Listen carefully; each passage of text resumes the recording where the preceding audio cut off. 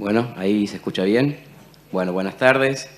Primero agradecerles a los asistentes, al grupo CAT, que siempre nos viene apoyando, a los socios que siempre nos están acompañando con, no sé, encuestas, iniciativas, a la comisión directiva, especialmente a Luis, que siempre nos hace un apoyo sistemático, fuerte. Así que, bueno, gracias Luis. Te lo digo públicamente, siempre te lo digo personalmente. Y a mis compañeras, porque venimos trabajando en estos años fuertemente, de una manera colectiva, así que eso me pone realmente muy contento. Bueno, que sigamos creciendo juntos. Voy a hablar de HIT y quisiera, digamos, preguntarles a ustedes si alguna vez atendieron pacientes con HIT, si alguna vez pensaron HIT, si diagnosticaron HIT. Si quieren levantar la mano, ¿quién lo hizo? Allá del fondo, bueno, bien. A ver, ahí está. Bueno, el HIT es una complicación inmune por el uso de heparinas.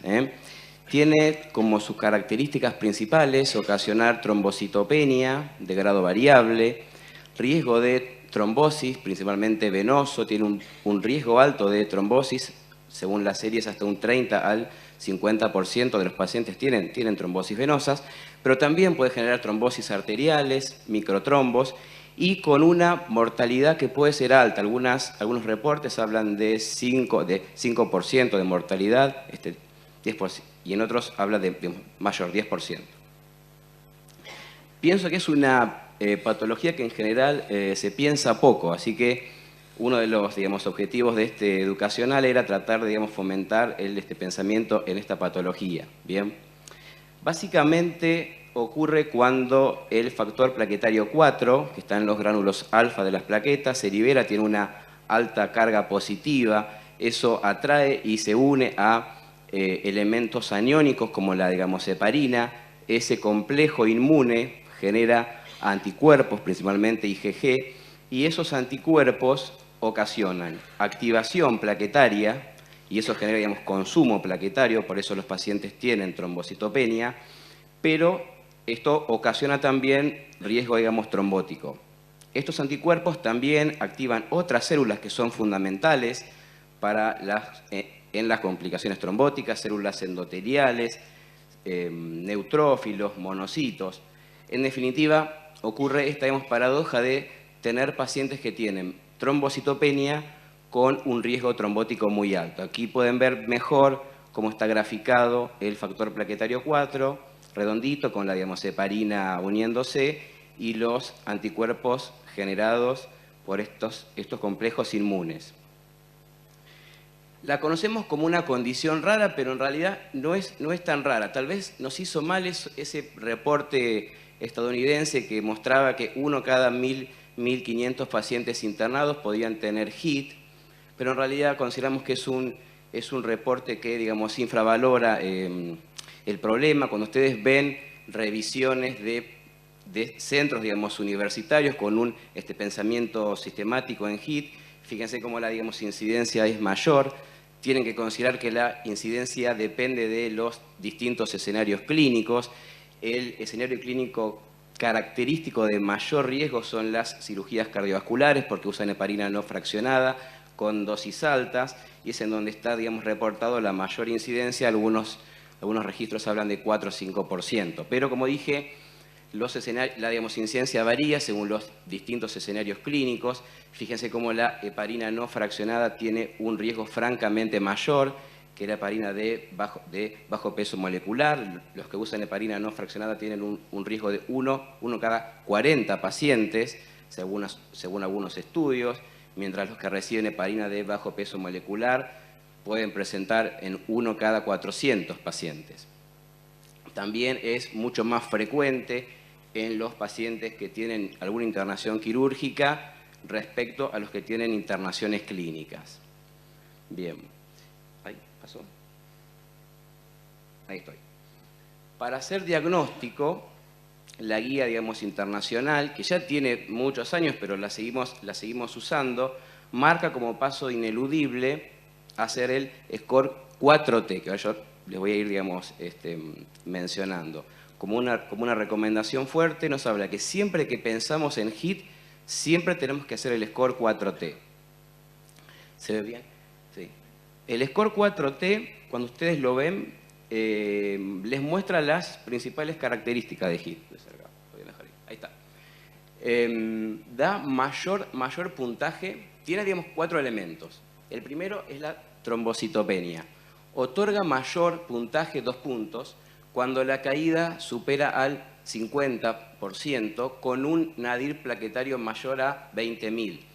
El valor típico de HIT es alrededor de 35, 40, 50, 60.000 plaquetas. Ese es el valor, digamos, habitual de HIT, ¿sí? Si bien hay algunos pacientes que pueden tener menos o más inclusive. El segundo elemento es el tiempo, el timing del descenso plaquetario. Lo más característico es entre el día 5 a 10, desde que el paciente tuvo contacto con la, digamos, heparina, y aquellos que tuvieron contacto en los últimos 30 días, algunos autores proponen 100 días, sí ocurre, digamos, al primer día, ¿sí? Son reacciones mucho más agudas. El tercer elemento es el desarrollo de algún evento, digamos, trombótico, que pueden ser microtrombos, por ejemplo, también, y eso generar necrosis cutánea, o sea, un evento trombótico nuevo, eso es lo que más puntos otorga. Y el último puntaje lo da a cuando hay alguna causa alternativa de trombocitopenia, que es el punto mucho más discutible, porque en la práctica a veces cuesta mucho diferenciar si hay alguna causa. Cuando no hay ninguna causa posible, otorga, digamos, 2 puntos, pero a veces diferenciar si hay alguna causa posible o no hay ninguna causa posible es bastante difícil en la práctica eso. Por eso, y sobre esto, el score define en bajo riesgo de 0 a 3 puntos. En estos casos debemos descartar de pleno HIT, porque es un score con un valor predictivo negativo muy alto, casi el 99%. Hablamos de un score intermedio de 4 a 5 puntos, que debemos seguir haciendo estudios, ahora se los voy a ir mencionando, o un score de alto riesgo de 6 a 8 puntos. Pero como dije, el score 4T es un score fundamental, ineludible, recomendado, pero en la práctica tiene algunos problemas, entonces algunos autores proponen algunos tips, ¿bien? Por ejemplo, respecto a la trombocitopenia, tenemos que usar como punto inicial para definir cuánto desciende el pico post, digamos, heparina. No sé, si en el día 2 llega a un nivel de 150.000, bueno, ese digamos tomarlo como punto fijo para después, digamos, comparar. También está reportado pacientes que tienen HIT que no llegan a tener, digamos, trombocitopenia. Supónganse que el paciente inicia con un valor de 350.000 plaquetas, puede descender hasta, digamos, 150.000, seguir teniendo, digamos, un valor normal y tener HIT.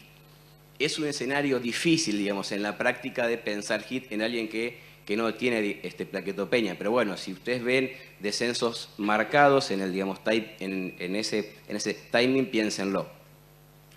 Otro punto en el timing es considerar el primer día de descenso, digamos, consistente como el digamos, punto de corte para decidir cuándo bajan, digamos, las plaquetas. En general, como dije, es entre el día 5 a 10. Y, como también mencioné previamente, tal vez el digamos, punto de mayor siempre duda es pensar si estos pacientes tienen alguna otra posible causa, digamos, alternativa. Porque suelen ser pacientes que o están sépticos o están recibiendo algún fármaco que puede generar también trombocitopenia o tuvieron una cirugía reciente. Así que en eso tienen que ser bastante perspicaces, diría. También hay otros score, este es el score HEP, que es un score mucho más complejo. Tengo este puntito molestando. Es un score mucho más amplio, más complejo de hacer, con una sensibilidad muy alta también, discrimina mejor a las posibles causas alternativas, tiene mucha menos variación entre los profesionales cuando lo digamos, realizan, que el score 4T, digamos, adolece de eso, pero bueno, cuando tienen mucho menos, digamos, experiencia lo pueden usar o tal vez muchas veces, digamos, integrar ambos scores para tener un mejor acercamiento clínico. Ahí está. La guía internacional menciona estos pasos diagnósticos que son fundamentales. Si ustedes tienen un score 4T de riesgo bajo, es decir, 3 puntos o menor, descartan HIT de pleno, sin hacer ningún otro estudio extra. Descartan HIT. Ahora, si ustedes tienen un score intermedio o alto, los tres pasos serían suspender inmediatamente heparina, comenzar con un fármaco antitrombótico, que no es heparina, en una dosis anticoagulante, casi siempre, y seguir haciendo estudios inmunológicos, estudios antigénicos, buscando los anticuerpos. Si estos dan negativo, descartan HIT. Si estos dan positivo, deberían hacer, en un escenario de muchos recursos diagnósticos disponibles, hacer una prueba funcional y si es positivo, digamos, confirman. Bien, sobre este cuadro luego después voy a volver, pero en los estudios antigénicos, que sería el primer paso, digamos, analítico, mencionarle algunos, los más importantes, los que tenemos en el país. Los dos primeros son estudios antigénicos cuantitativos. El ELISA es un estudio con una sensibilidad muy alta, que es un poco lento, digamos, para hacer, demora tiempo. Acá Luis dice que no, pero bueno. Ah, sí, gracias, Luis. No soy bioquímica, así que si algún bioquímico me quiere corregir, estoy abierto a eso. Los inmunoturbidimétricos, que son mucho más rápidos, dependen del, digamos, coagulómetro con una sensibilidad muy alta, pero ambos son cuantitativos, es decir, podemos estimar la carga de, digamos, anticuerpos de HIT que tienen esos pacientes. Hay ensayos mucho más rápidos que son cualitativos, como un test rápido, que es que no requiere, digamos, aparatos especiales y sirve simplemente para poder, digamos, descartar, tiene HIT o no tiene HIT, con una sensibilidad muy alta, pero como dije recién, no pueden, digamos, cuantificar la carga de anticuerpos. Pero los ensayos previos solamente detectan anticuerpos, no dicen si esos anticuerpos pueden activar, digamos, a las plaquetas, que es el paso fundamental para que haya trombocitopenia y para que haya trombosis. Por eso, en el mundo hay disponibles ensayos funcionales, que hay varios tipos. Este es el digamos, patrón oro, que lo que miden es eso, cómo las plaquetas son activadas. En Argentina este estudio no está en ningún centro, por lo que tengo, digamos, entendido, lo cuenta en Argentina, pero, digamos, en el mundo también hay muchas barreras para estos estudios, porque son estudios laboriosos, son estudios costosos, necesitan personal muy bien entrenado, así que tienen una disponibilidad baja, inclusive en los países centrales. Ahora, volviendo a las pruebas antigénicas, en el año 22, con el Grupo Acceso, hicimos un relevamiento de casi 50 recursos en hemostasia, que es lo que hoy mostró Virginia. Preguntamos si los centros contaban con disponibilidad para los anticuerpos antifactor plaquetario 4, las técnicas antigénicas, y restringimos esta pregunta a aquellos centros que tenían, digamos, internación. Fueron 180 centros incluidos. Fíjense cómo así llegan a ver cómo solamente 8 centros en el país podían hacerlo en sus laboratorios, el 4% nada más. El 11% podía derivar la muestra a otros laboratorios para poder tener estos resultados, y el 80% de los centros no podían ofrecerles estos estudios, digamos, a sus pacientes. Vimos notorias diferencias regionales. En verde está graficado en cada región los centros que tenían en sus laboratorios estas pruebas, algunas de ellas pruebas, digamos, antigénicas. Amarillo los que podían derivar la muestra, y rosa los que no estaban, digamos, disponibles. Fíjense cómo hay grandes diferencias regionales, con regiones enteras que no cuentan con estos estudios. En ese año, según nuestros reportes, el NEA, el sur, en el NOA un solo centro lo podía derivar, el centro, acá Córdoba también, con baja, digamos, disponibilidad, y diferencias entre los sectores privados y públicos, el sector público con una menor disponibilidad de estos estudios. ¿Bien? Pero bueno, ¿qué hacemos? Es un escenario en donde no tenemos pruebas funcionales, tenemos pocas pruebas antigénicas, pero bueno, como dije, en el mundo hay pocos centros con pruebas funcionales. Entonces, hay algunas, digamos, estrategias que consisten en combinar el score 4T con pruebas antigénicas cuantitativas. Este reporte combina el score 4T con el ELISA. Fíjense, y lo que, digamos, utiliza es la densidad óptica, que es una medida de, digamos, turbidez de la muestra, y eso habla de mayor carga, digamos, antigénica, mayor carga de anticuerpos. ¿Bien? Fíjense cómo cuando el score es alto y la densidad óptica es mayor a 2, la probabilidad de hit es casi del 100%. ¿Bien? O cuando el score es alto también y la densidad óptica es mayor a, digamos, 1.5, también sigue siendo muy alto. Así que, aunque no tengamos pruebas funcionales, combinando estas dos, digamos, estrategias, podemos arribar a diagnósticos confiables.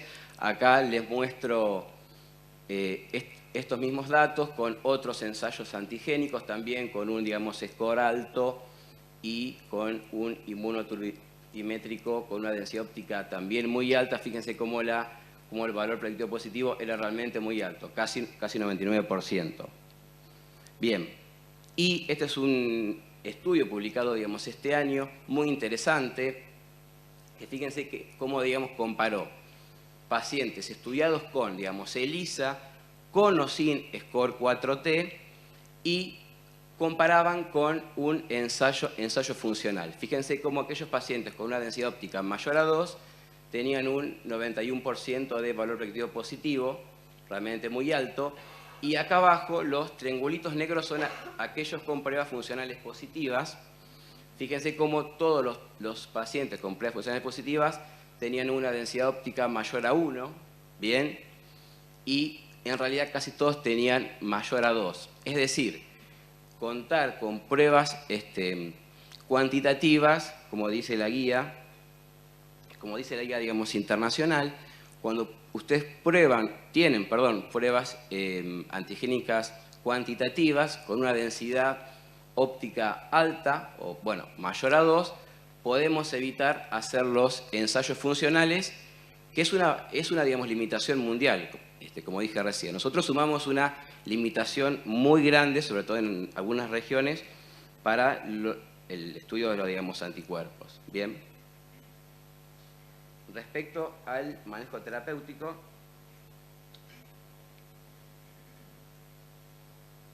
ahí está, perdón. Entonces, volviendo a digamos, cuadro inicial, que es el cuadro fundamental en HIT, fíjense cómo los dos primeros pasos son siempre suspender, digamos, heparina cuando lo sospechamos y comenzar con una dosis anticoagulante de un fármaco no, digamos, heparínico. Y aquí podemos clasificar al HIT en dos. Aquellos pacientes que tienen HIT con trombosis, ¿sí?, que llegan a algunas series hasta el 50-60%, y los que tienen HIT aislado, sin trombosis. En ambos casos tenemos que comenzar un fármaco anticoagulante en dosis plena, no solamente los que tienen, digamos, trombosis, en ambos escenarios. Los fármacos en el mundo utilizados, tenemos fármacos endovenosos, antitrombinas en forma, digamos, infusión continua, bivalirudina, argatroban, que no están presentes en el país, fundamentalmente para los pacientes críticos, y fármacos elegidos para los pacientes estables, como fármacos orales como los DOACs y el Fondaparinux, que es un pentasacárido que se da de forma subcutánea. Pero en Argentina solamente actualmente tenemos para usar DOACs. Hasta hace unos meses teníamos Fondaparinux y hasta hace unos años teníamos viverlirudina. Pero actualmente solamente tenemos DOACs. ¿Bien? Ahora, algunos conceptos fundamentales prácticos. ¿Alcanza con solamente suspender las heparinas y no iniciar un fármaco anticoagulante alternativo? La respuesta, creo que ya se las dije, es no. Siempre tenemos que comenzar un fármaco alternativo anticoagulante, no heparínico. ¿Podemos indicar una dosis de profilaxis nada más? En la mayoría no. Algunos pacientes seleccionados con un score de riesgo, digamos, intermedio, hasta tener el resultado antigénico, con un riesgo hemorrágico muy alto, algún paciente podemos optar por eso, pero en la mayoría tenemos que siempre comenzar con una dosis plena. Ahí está. Después, todos los pacientes tengan o no tengan clínica, tenemos que hacer Doppler de control en miembros inferiores y siempre buscar también hacer Doppler en los sitios de catéteres venosos centrales. ¿Por qué? Porque la chance de que tengan eventos trombóticos es realmente muy alta y diagnosticarlos, encontrarlos a los eventos trombóticos nos define también, digamos, tratamiento. ¿Cuánto tiempo tenemos que hacer tratamiento? Ahora, en esta paradoja nos pasa siempre de necesitar, digamos, anticoagular, como les dije recién, en una dosis plena, en pacientes que tienen plaquetopenia, pacientes que tienen 35.000 plaquetas, 40.000 plaquetas, 45.000 plaquetas, y eso siempre nos genera temor. La realidad es que son pacientes con un perfil trombótico muy alto, así que no tengan miedo, salvo algunos escenarios específicos. Si el paciente tiene, digamos, el punto de corte menor de las 50.000 plaquetas, que es el valor habitual, que uno lo toma como seguro para comenzar, digamos, anticoagulación, tienen que hacerlo sin mayor temor. Y se han evaluado, digamos, estrategias o se han planteado estrategias, como por ejemplo, si el paciente tiene, no sé, 35.000 plaquetas, transfundir plaquetas y también anticoagular. Y eso es algo contraindicado. ¿Por qué? Genera mayor riesgo, digamos, trombótico, sobre todo arterial. Inclusive algunos reportes marcaron que genera mayor mortalidad también. Otra de las cosas que siempre en la sala nos preguntan o siempre sale en la, digamos, discusión es si poner un filtro de vena cava inferior, contraindicado también. Pacientes que suelen hacer, digamos, trombosis por el filtro son pacientes con un perfil trombótico muy alto, así que contraindicado. A veces planteamos si usar gamma-globulina endovenosa y acá la respuesta es tal vez. Porque cuando los pacientes tienen trombocitopenias muy bajas, 15.000 plaquetas, 18.000 plaquetas, o aquellos pacientes que responden muy lento, dar gamma nos sirve para un ascenso plaquetario más rápido, porque la gamma compite con los receptores FC, hace una competencia con los receptores FC plaquetarios, compite con los complejos de los anticuerpos de HIT, así que es una herramienta que cada tanto la usamos. Yo ahora la usé hace unas semanas con un paciente, pero bueno, es algo, digamos, anecdótico, pero es una herramienta posible. ¿Bien? Y bien, algo fundamental de hoy. ¿Cuánto tiempo tenemos que hacer anticoagulación? Aquellos pacientes que tienen trombosis, 3 a 6 meses, como con un evento con desencadenante mayor. Y aquellos pacientes que no tienen trombosis, hasta que tienen plaquetas normales, ¿bien? Y esto es otra diapo fundamental también, que habla de las fases del HIT. Cuando sospechamos HIT, como dije recién, hacer siempre, digamos, algún score, en general el score 4T. Hablamos de HIT agudo en aquellos pacientes que tienen plaquetopenia con pruebas antigénicas positivas, o también pruebas funcionales positivas, lógicamente, ¿no? Cuando está disponible. Hablamos de la fase subaguda, cuando el paciente ya tiene plaquetas normales, pero sigue teniendo pruebas antigénicas positivas, pruebas inmunológicas positivas, y el HIT remoto es cuando ya tiene pruebas negativas. Si nosotros pudiésemos hacer ensayos funcionales, podríamos diferenciar el HIT subagudo A del HIT subagudo B. En el HIT subagudo A, los pacientes siguen teniendo ensayos funcionales positivos, o sea, tendrían mayor riesgo para una recurrencia del HIT. Pero bueno, como dije, en el país solamente tenemos DOACs. Acá les voy a mostrar esta revisión sistemática que fue publicada este año con casi 300 pacientes, 10 estudios, ningún estudio controlado, solamente 2 prospectivos. Fíjense cómo la tasa de recuperación plaquetaria fue realmente alta, con una mediana de recuperación plaquetaria con un rango del día 2 hasta el día 13. No lo dije, pero en general un paciente típico recupera plaquetas entre el día 5, 6, 8, 9. Ese sería, digamos, el tiempo. Cuando un paciente responde bien, ese es el tiempo lógico, ¿no? Siempre considerando que hay pacientes que tienen otras causas de trombocitopenia, como la sepsis, que muchas veces, digamos, enlentecen la salida, ¿no? Este estudio tuvo una recurrencia trombótica intra-DOACs baja, con una tasa de sangrado que fue realmente variable, pero algunos estudios mostraron una tasa de sangrado mayor alta, del 8%, un estudio que usó rivaroxaban. Pero en estos datos son DOACs usados inicialmente o luego de una terapia inicial con un fármaco endovenoso. Pero fíjense que también en este estudio, cuando subanalizamos a aquellos pacientes que recibieron inicialmente DOACs, que es nuestro, digamos, escenario nacional, fueron 42 pacientes, fundamentalmente apixaban, también rivaroxaban, con un rendimiento bastante bueno en esta revisión sistemática.